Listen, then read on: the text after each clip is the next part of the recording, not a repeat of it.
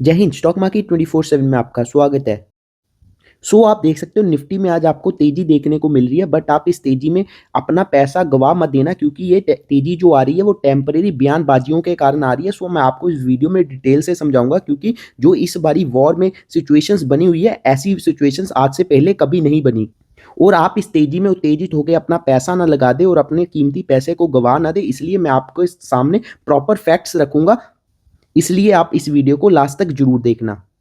जैसे कि आपको पता है कि ईरान और इजराइल के वॉर के चलते स्टेट ऑफ हॉर्मुज क्लोज हो चुका है, और इस बार जो स्टेट ऑफ हॉर्मुज क्लोज हुआ उसके कारण ग्लोबल ऑयल सप्लाई में 20 मिलियन बैरल पर डे की शॉर्टेज बनी हुई है। मतलब इतनी ज्यादा शॉर्टेज आज से पहले कभी नहीं देखने को मिली। 1978 में ईरानियन रेवोल्यूशन जब वॉर हुआ था, तब 5.5 मिलियन बैरल पर डे की शॉर्टेज देखने को मिली थी, और जब 1980 में ईरान इराक वॉर हुआ तब भी 4 मिलियन पर बैरल डे की शॉर्टेज देखने को मिली थी, और जब रूसिया यूक्रेन वॉर भी हुआ था तब भी बस 2 मिलियन बैरल पर डे की शॉर्टेज देखने को मिली थी। और इस बार आप देख सकते हो रशिया यूक्रेन के मुकाबले 10 गुना ज्यादा ऑयल की शॉर्टेज देखने को मिल रही है ग्लोबल मार्केट में, जो कि बहुत ही नेगेटिव हो जाता है किसी भी इकोनॉमी के लिए और दुनिया भर की share markets and energy supply के लिए। आज की जो तेजी आ रही है वो सिर्फ ट्रंप के कारण आ रही है, क्योंकि ट्रंप ने एक बयान दिया जिसमें उसने कहा है कि वो तेल की सप्लाई को बने रहने के लिए ऑयल सैंक्शंस को रिमूव करेगा, और अगर ईरान स्टेट ऑफ हॉर्मोज को क्लोज करता है तो ईरान पर भारी बमबारी की जाएगी। आप ट्रंप पर कितना विश्वास करते हो वो आप पर निर्भर करता है, बट ट्रंप टाको करने के लिए ही जाना जाता है, और मुझे जहां तक लगता है ट्रंप ने अच्छे खासे पैसे ऑलरेडी कमा लिए होंगे इस वॉर से, क्योंकि जहां तक लगता है, क्योंकि कोई भी बड़ा डिसीजन लेना होता है ट्रंप हमेशा सैटरडे संडे को लेता है, ताकि जब भी मार्केट मंडे को खुले या तो गैप अप हो या तो गैप डाउन हो, जिसके कारण ट्रंप मोटा पैसा कमा सके अपने लोगों को इनसाइडर इंफॉर्मेशन बांट के। यूएसए में इसकी बहुत ज्यादा बातें हो रही हैं कि ट्रंप अपने लोगों को इनसाइडर ट्रेडिंग की इंफॉर्मेशन देता है, जिससे लोग मोटा पैसा कमाते हैं। बहुत ज्यादा लोग इस पर आरोप लगा रहे हैं, जिसके कारण आप देख सकते हो जो क्रूड ऑयल के प्राइसेस 7 से 8% कम हो गए, और $90 से भी प्रति बैरल कम हो गए हैं, और ब्रेंट क्रूड के प्राइसेस भी बहुत ही कम हो गए हैं, जो कि इंडिया के लिए बहुत ही अच्छी बात हो जाती है। बट ये टेम्परेरी हो सकता है, क्योंकि आज ही सुबह 9 बजे के करीब ईरान की जो मिलिट्री गार्ड है उनका बयान आया था, और उन्होंने कहा था यूएसए और इसराइल कोई नहीं होता इस वॉर को रोकने वाले। अगर वॉर को कोई रोक सकता तो वो ईरान ही डिसाइड करेगा कब वॉर को रोकना है।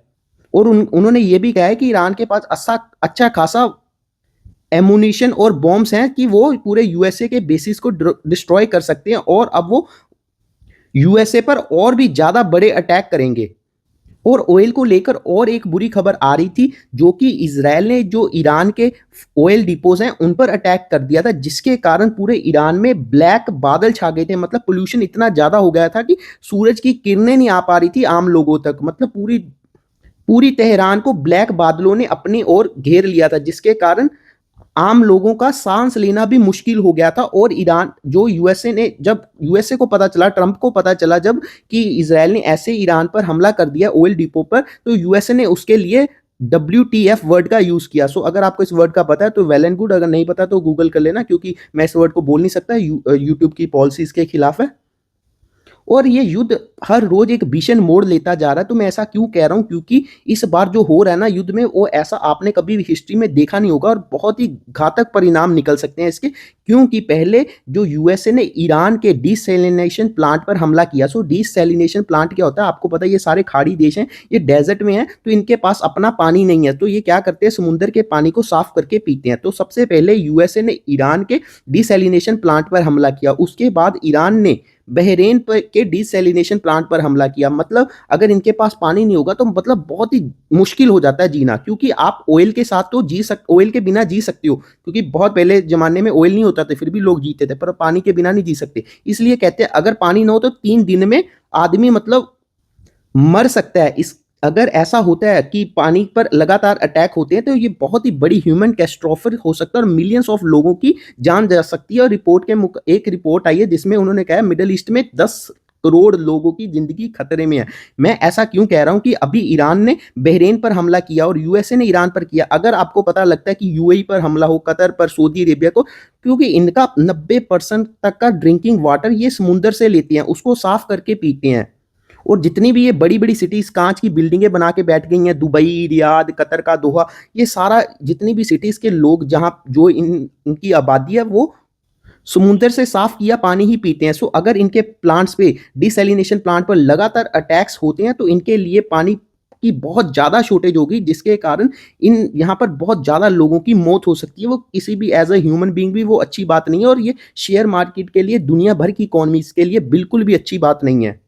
और अब तो देश एक दूसरे के ऑयल डिपोज़ उड़ा रहे हैं। सो जो इ इज़राइल ने ईरान पर ऑयल डिपोज़ पर हमला किया, उसके कारण डर बना हुआ कि ऑयल स्पिल हो जाए, ऑयल फैल जाए समुद्र में। अगर समुद्र में ऑयल फैलता है, तो एक तो समुद्र में जो जीव-जंतु रहते हैं, उनकी लाइफ़ के लिए तो खतरा है ही, ये पूरी दुनिया के लिए भी बहुत बड़ा खतरा हो जाता है क्योंकि भगवान ने पूरा एक इकोसिस्टम बनाया हुआ, एक भी चीज़ उसमें कम या ज़्यादा होती है, तो वो पूरी दुनिया के लिए बहुत ही बड़ा डिज़ास्टर हो सकता है।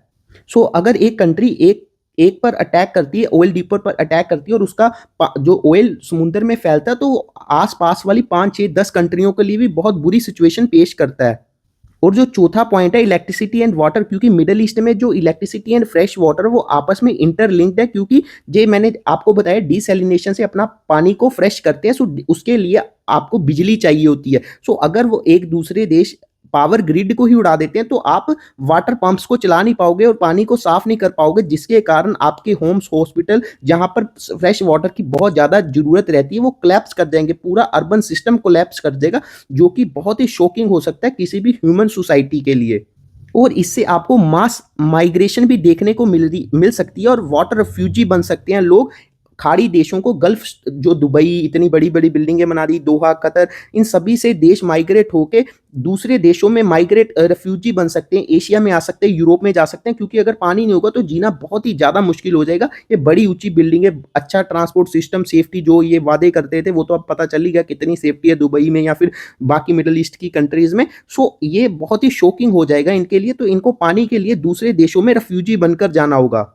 और ये इतिहास का सबसे बड़ा रेफ्यूजी वेव आ सकता है, जिसके कारण जो देशों में ये जाएँगे वहाँ पर भी बहुत ज़्यादा प्रॉब्लम्स बढ़ सकती हैं, वहाँ का इंफ्रास्ट्रक्चर भी कोलैप्स कर सकता है, क्योंकि एकदम से अगर इतने ज़्यादा लोग एक दूसरी कंट्रीज़ में एंटर करने की कोशिश करें तो बहुत ज़्यादा सिस्टम कोलैप्स हो सकते हैं। सो अभी तो ये बस स्टार्ट हुआ है। सो अगर ये बढ़ता है तो ये इतना इर्रिस्पेसिबल डैमेज कॉज़ करेगा जिसको सही करने में डिकेड्स लग जाएँगे और हमारी आने वाली फ्यूचर जनरेशन को भी इसका परिणाम भुगतना पड़ेगा। सो अब बात कर लेते हैं, एक हमारे लिए और ज़्यादा नेगेटिव सिचुएशन हो जाती है क्योंकि हमारा बहुत सारा रेमिटेंस है वो गल्फ खाड़ी देशों से आता है, गल्फ नेशन से आता है। यूएई से हमें $26 बिलियन का रेमिटेंस आता है, वहीं सऊदी अरेबिया से $9 बिलियन का, कुवैत से $5 बिलियन और बाकी जितने भी जीसीसी कंट्रीज हैं मिलाकर $11 बिलियन का। सो हमारा टोटल जो रेमिटेंस आता है $135 बिलियन आता है, उसमें से 50 बिलियन डॉलर सिर्फ खाड़ी देशों से आता है, जो कि अपने आप में बहुत बड़ा अमाउंट हो जाता है, लगभग 38% के करीब। सो अगर ये भी आना बंद होता है तो हमारा रुपी और ज़्यादा गिर सकता है, क्योंकि ऑलरेडी रुपी इतना ज़्यादा गिर रहा है। सो आने वाले टाइम पे हो सकता है आपको 100 रुपये भी जल्दी देखने को मिल जाए अगर इसी प्रकार से सिचुएशन बनी रही। So just hope for the best कि ये युद्ध जल्दी खत्म हो जाए, और जब आपको सिचुएशंस लगे कि युद्ध खत्म हो रहा है, कि सब कुछ दुनिया में शांति आ रही है, बस आप ट्रंप के बयान पर आके अगर 1-2 दिन की तेजी आती है उसमें आप अपना पैसा फंसा के मत बैठो। जब आपको लगता है कि युद्ध खत्म हो रहा है, कि सब सिचुएशन नॉर्मल हो रही है, चाहे आपको 2, 3, 4, 5% शेयर्स ऊपर मिले, इट्स ओके, बट आपको थोड़ा-सा वेट करना पड़ेगा, थोड़ा-सा पेशेंस रखना पड़ेगा, ताकि आप सही टाइम पर अपना इन्वेस्ट कर सको। अभी भी आप अगर इन्वेस्ट करना चाहते हो तो आप अपना 5-5% हर गिरावट में लगा सकते हो। एकदम से सारा पैसा अगर आप लगा देते हो तो आप बड़ी प्रॉब्लम में फंस सकते हो। सो अगर आपने यहाँ तक वीडियो देख लिया, thanks for watching this video. Video अच्छी लगी आप लाइक कर सकते हो और मेरे चैनल को सब्सक्राइब कर सकते हो। जय हिंद।